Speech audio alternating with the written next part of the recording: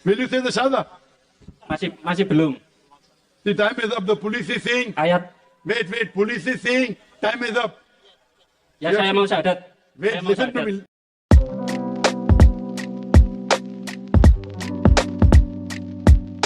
Assalamualaikum, selamat datang kembali di channel ini. Balik lagi dengan saya Luis Prasetyo. Kita akan bahas soal teknik apologet dari saudara kita, yang mana salah satu tekniknya adalah tipu-tipu. Ya teman-teman, minta maaf ini saya lagi flu, jadi kalau terganggu dengan audionya saya minta maaf. Karena memang dari kemarin saya sudah mulai drop karena sibuk ngurusin jemaat yang meninggal ya. Jadi mungkin banyak virus sehingga saya kena flu dan pilek dan menggigil ini. Tapi hari ini saya tetap usahakan untuk kita bisa belajar apologet, belajar Alkitab dengan baik. Dan kita akan men-counter hari ini soal orang Jombang yang hadir di seminarnya Zakir Naik dan kemudian dia mengaku katanya dia ateis dengan beberapa argumentasinya. Dan saya akan menilai sebenarnya benarkah dia ini ateis atau bagaimana. Ya, salah satu teknik debat yang sering kali kita lihat adalah tipu-tipu. Karena memang diizinkan untuk ketika berperang itu ya melakukan tipuan begitu. Ya mungkin gocekan bola gitu kan, gocekan nipu-nipu lawan begitu. Ya, tapi ini kalau berbicara mengenai kebenaran latar belakang, data dan lain-lain ya kalau tipu-tipu ya nggak boleh lah ya. Oke, kita akan nonton videonya. Mari kita nonton. Pada sesi terakhir dakwah Zakir Naik di Malang, ada suatu peristiwa yang membuat semua penonton muslim kompak mengucapkan Alhamdulillah, yaitu seorang ateis akhirnya mau mengucapkan syahadat masuk Islam. Tetapi lucunya, ternyata orang ateis ini memang sebenarnya adalah seorang muslim sejak lahir. What? Namanya aja nama Islami, Miftah, dan KTP-nya memang Islam dari dulu. Nama saya Miftah. Saya dari Jombang. Nama Bapak siapa? Miftah. Saya dari Jombang dan saya ateis. Bapak bukan Islam kan? Saya ateis. KTP saya Islam. KTP saya Islam. Dan saya menemukan banyak kesalahan dalam agama Kristen. Nice. Jadi orang Islam yang mengaku ateis ini bukan mempelajari agamanya sendiri, tetapi mempelajari agama Kristen. Lalu yang paling lucu adalah dia berkata, dia mau masuk Islam jika Zakir Naik menunjukkan kesalahan kitab suci umat Buddha. Sebutkan ayat dalam agama Buddha di kitab Tripitaka yang bertentangan dengan ayat lain atau yang salah secara ilmiah. Maksudnya Bapak mau cari kesalahan dalam kitab Buddha? Iya, Maksudnya Bapak mau cari kesalahan dalam kitab Buddha? iya.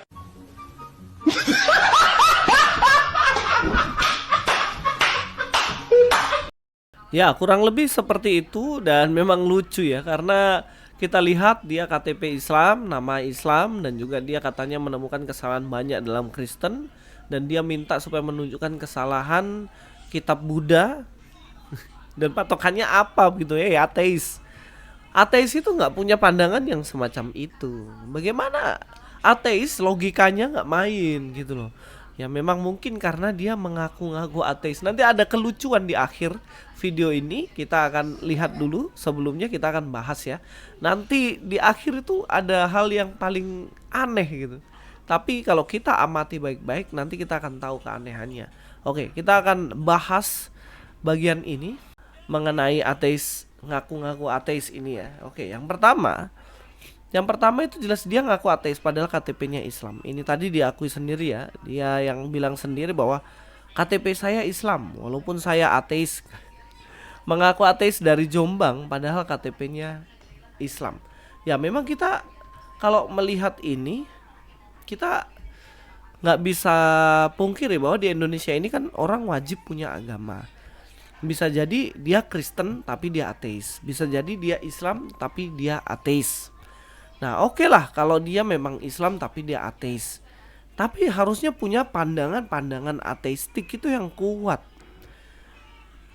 Jangan cuman argumentasinya tolong buktikan kesalahan dari agama Buddha. Nah secara bertentangan secara ilmiah. Nah itu karena mau giring opini yang mana ternyata di Islam itu argumentasinya sama dengan ilmiah. Jadi saya nggak jadi ateis. Loh, ateis itu musuh semua agama bos. Semua agama itu musuhnya ya ateis. Baik Kristen, Buddha, Hindu, Islam sekalipun. Kalau namanya dia ateis, dia nggak akan percaya itu semuanya. Sekalipun itu searas dengan ilmu pengetahuan, mereka tidak akan percaya karena yang ditentang itu bukan argumentasinya, tetapi yang ditentang ateis itu kan Tuhan. Dia tidak percaya akan adanya Tuhan. Lah terus masa cuman argumentasinya mengetahui kesalahan agama Buddha, kemudian dia mualaf gitu, kemudian dia bersahadat, kan nggak logis dengan pengakuannya yang adalah ateis. Kalau misalnya kamu berhadapan dengan ahli agama Buddha dan kemudian berdebat dengan Buddha, nah itulah baru tunjukin kebenaran dari Buddha, contohnya gitu. Kristen tunjukin kebenaran Kristen. Islam tunjukin kalau Tuhan itu ada, contohnya begitu. Nah ini baru pandangan ateis. Dan kemudian ketika dia mengatakan wah Tuhan itu ada, nah ateis akan tanya loh posisinya di mana? Toh saya nggak punya Tuhan juga saya bisa hidup. Ciri khas ateis aja dia nggak ngerti kok bisa dia memiliki agama ateis. Koplak ini orang, ini ketahuan bohong nih, tipu-tipu nih dari awal aja. Kita lihat ya bagian yang kedua, menuduh Alkitab salah. Loh, dia lo ateis, kenapa kok dia mencari kesalahan Alkitab? Bagi ateis itu ya semua, nggak cuman Kristen, semua agama salah bagi ateis karena mereka tidak percaya sama sekali adanya Tuhan. Menuduh Alkitab banyak kesalahan padahal dia Islam dan ngaku ateis. Terus tahu dari mana banyak kesalahan? Bagian mana yang salah? Tidak bisa menunjukkan. Biasanya kan klaim kayak gitu ya. Wah, agama Kristen tuh salah gini. Loh, salahnya itu loh, tolak ukurmu apa? Kalau secara ateis, saya ulang-ulang ya, kalau dari pandanganmu ateis ya semua agama salah. Yang bertuhan salah, termasuk animisme itu salah. Orang yang punya Tuhan satu ataupun orang yang punya Tuhan banyak itu jelas salah di mata ateis. Karena bagi mereka Tuhannya adalah dirinya sendiri. Dan mereka tidak percayakan adanya surga dan neraka. Nah, diskusi mereka sepanjang waktu yang diberikan itu tidak menyentuh sekali doktrinal pengajaran atau kepercayaan iman dari ateis itu sendiri, ya kan? Nah ini jelas ketahuan bohong nih Pinocchio satu ini. Oke, yang ketiga, suruh menunjukkan kesalahan Buddha. Ini yang paling nggak masuk akal nih. Tidak masuk akal karena dia Islam, nuduh Kristen salah, terus minta bukti Buddha salah. Jika ada bukti maka ia akan sahadat. Lah ini kan bangunan argumentasinya yang konyol ya. Ya apa hubungannya ajaran Buddha dengan ajaran Islam? Jelas berbeda lah. Jelas berbeda.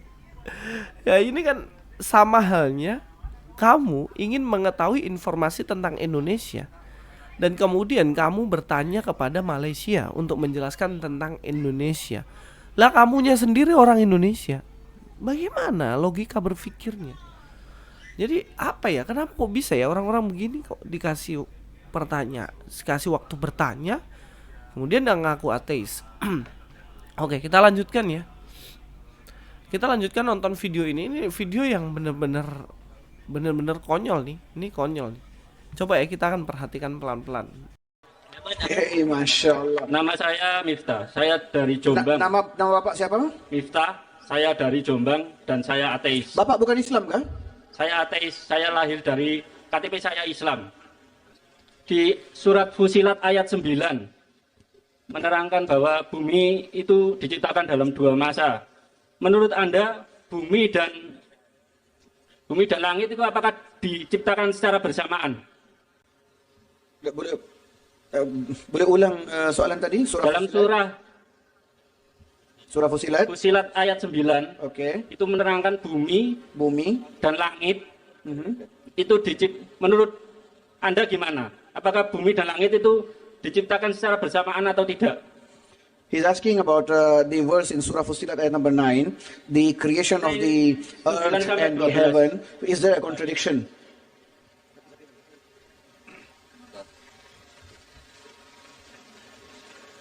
The verse is referring to the verse of Surah Fussilat chapter 41 verse number 9, which talks about the creation of the heaven and the earth, and he's asking, is there a contradiction? There is an apparent contradiction, apparent. If you are not logical, you may think there is a contradiction. The Quranic verse of Surah Fussilat chapter 41 verse number 9 says that Allah has created the heavens and the earth. He created the heavens in 2 days. He created the heavens on 2 days. And he created, it says he created the earth in 2 days. It starts in 2 days. And created the mountains and placed on the earth with it in 4 days. And created the heavens in 2 days. And he told to it, come ye together willingly or unwillingly. And they said, we come in willing obedience. Verse number 11. So the question is, when Allah says he created the earth in 2 days, and the mountain standing firm on it with the vegetation in 4 days, and he created the heavens in 2 days. So here if you say 2 plus 4 plus 2, it sounds like 8. And many other places in the Quran, Allah says, Allah created the heaven and the earth in 6 days. So there are some critics of Islam who say, see here, it's 2, 4, 2, 8 days. Many other places Allah has created the heaven and the earth, Sittatul Ayam, in 6 days. So there's a contradiction. If you read the verse of the Quran in Surah Fussilat chapter number 49, 41, verse number 9, 10, 11, it says he created the earth in 2 days and the earth along with the mountains in 4 days, summa, heaven in 2 days. Now summa in Arabic has two meanings. It can either mean and or it can mean simultaneously. So if I tell you, I want to make a building, and the building Ayat mana yang I want to make in 6 days. ayat And I give mana? the breakup of, okay, 6 months. I want to make the building in 6 months. I make the compound in 2 months. I make the basement in 2 months. And I make the 20-story building in 4 months. Right? You do 6 months. It is 4 months, compound in 2 months, basement in 2 months. When I'm making the compound, I'm making the basement simultaneously. So when I'm making 2 months the compound, I'm making the basement also in 2 months. So compound and the basement I'm making 2 months. Then the balance 20 floors I'm making 4 months. So total is how much? 6 months, not 8 months. So similarly, when Allah says He made the earth and the mountain standing firm on it, earth 2 months, mountain standing 4 months, 6 months. Summa, while this was happening, He also made the sky. So actually it is 6 months only. There is not a single contradiction anywhere in the Quran. Allah says in the Quran, Surah Nisa, chapter 4, verse number 82, Afala yadadabbarun al-Quran. Do they not consider the Quran with care? أفلا يتدبرون القرآن ولو كان من عند غير الله لوجدوا فيه اختلافا كثيرا. Do they not consider the Quran with care? Had there been any contradictions, there have been many. Had it been from anyone besides Allah, there have been many contradictions. So Quran says there is not a single contradiction in the Quran. There is not a single mistake in the Quran. Hope that answers the question. Now will you say the Shahada? Will you say the Shahada? Masih belum. The time is up. The police is saying, Ayat. wait, police is saying, time is up. Ya saya mau syahadat. Wait, Saya mau listen to syahadat. me. Nah, oke, itulah kocaknya ya, itu kocaknya perdebatan itu ya. Jadi yang kita harus lihat di mana gelagapan nih, si Zakir Naik jelasin kontradiksi dalam kitabnya dengan gelagapan. Bagaimana bisa begitu ya? Jawaban yang tidak menjawab dia dan kemudian Zakir Naik bilang, Bagaimana sudah mau syahadat, dan kemudian dia minta maaf masih belum, dan kemudian Zakir Naik langsung menjawab polis atau timekeeper waktunya udah habis, jadi nggak dikasih pertanyaan lagi ya, karena dia sudah kebingungan jawab pertanyaan dari orang ini begitu. Tapi yang lucu dan bin konyol, dan setelah tidak dikasih waktu lagi, nah laki-laki itu tiba-tiba langsung nyeletuk, saya mau syahadat tuh. Jawaban Zakir Naik tidak menjawab pertanyaanmu. Itu diciptakan secara bersamaan dalam 1 hari atau dalam 8 hari. Jawabanmu itu tidak terjawab, ateis. Ateis, jawabanmu tidak terjawab. Harusnya kau tetap ateis gitu loh. Masa jawabanmu tidak terjawab terus kemudian kamu bilang saya mau syahadat? Ada apa dengan kamu? Saya mau jelaskan, dalam Alkitab itu langit dan bumi diciptakan secara bersamaan. Nggak perlu pakai logika-logika dan lain-lain, itu tercatat secara jelas. Makanya saya bilang tadi tuh, tiba-tiba syahadat ini adalah sebuah keanehan. Dia tiba-tiba sadar padahal Zakir Naik belum menjawab kitabnya secara tuntas. Kenapa dia tidak tanya lagi apakah 8 hari sama dengan 1 hari? Orang ateis yang mengedepankan logika dan harusnya nggak masuk akal tuh. Makanya ya, masa 8 sama dengan 1. Ini kan persoalannya 8 hari dan 1 hari nih persoalannya. Ini kita berbicara mengenai kronologi. Dan kalau kita lihat di situ, dia kan selalu bilang wah Alkitab kontradiksi. Gini loh. Sebenarnya dalam Alkitab pun ada yang namanya paradoks. Penjelasan Zakir Naik tadi itu sebenarnya dalam Alkitab kan ada namanya paradoks juga ya. Paradoks itu seakan-akan bertentangan padahal tidak. Oke ya, paham sampai situ ya. Dan itu penjelasannya ya sama karena ini kan tata bahasa. Tapi kenapa nih si Zakir Naik ini dia ketika membahas tentang Kristen dibilang kontradiksi, tapi kalau kitabnya sendiri ini tidak kontradiksi. Ini kalian nggak belajar Quran baik-baik dan lain-lain. Loh bos, kita bicara soal ateis nih. Ini sekarang kenapa tiba-tiba syahadat dirimu? Jawabanmu tidak terjawab loh. Oke, dalam Alkitab kita bahas ya. Ya, dalam Alkitab itu dijelaskan secara detail tentang penciptaan ya. Jadi memang kalau kita melihat Alkitab itu kan memang teks ini udah lama banget ya. Sebelum kitab-kitab yang lain udah ada ini. Jadi dia membahas detail tentang penciptaan.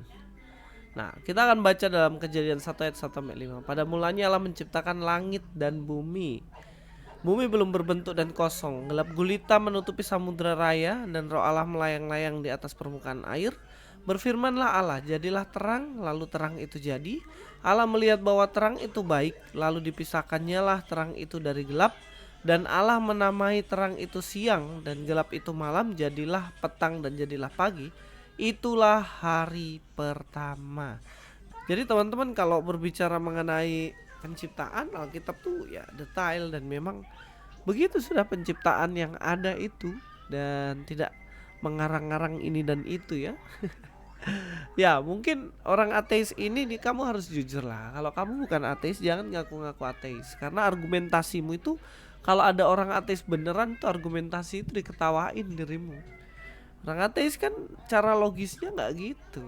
Logikanya aja gini biasanya. Kok kalau ada Tuhan kenapa ada kejahatan dunia ini? Ya kan? Masa manusia bisa melawan hukum fisika dan lain-lain? Nggak masuk akal. Dan harusnya kan gitu ya. Oke, mungkin ini kalau kita lihat keputusannya dia untuk kemudian syahadat ini nggak tahu keputusan karena apa ya, sekali lagi. Mungkin itu saja dulu dari saya, Luis Pras di sini.